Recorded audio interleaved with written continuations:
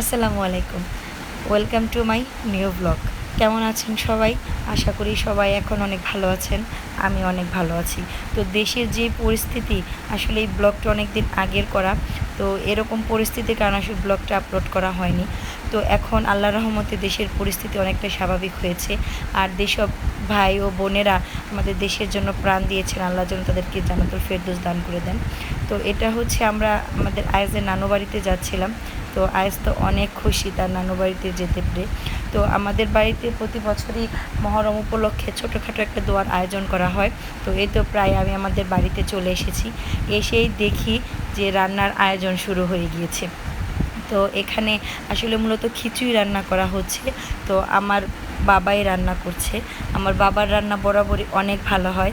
যারা যারা আমার বাবার রান্না খেয়েছেন তারা বলতে পারবে যে আসলে তার রান্না কতটা ভালো হয়।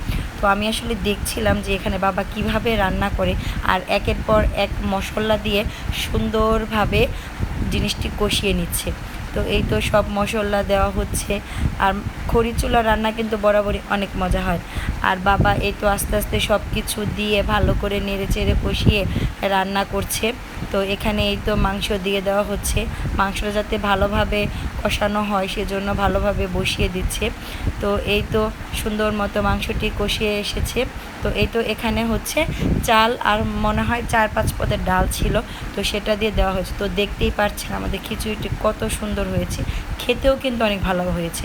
তো আজকে ব্লগটি এ পর্যন্তই। সবাই ভালো থাকবেন, সুস্থ থাকবেন। আসসালামু আলাইকুম।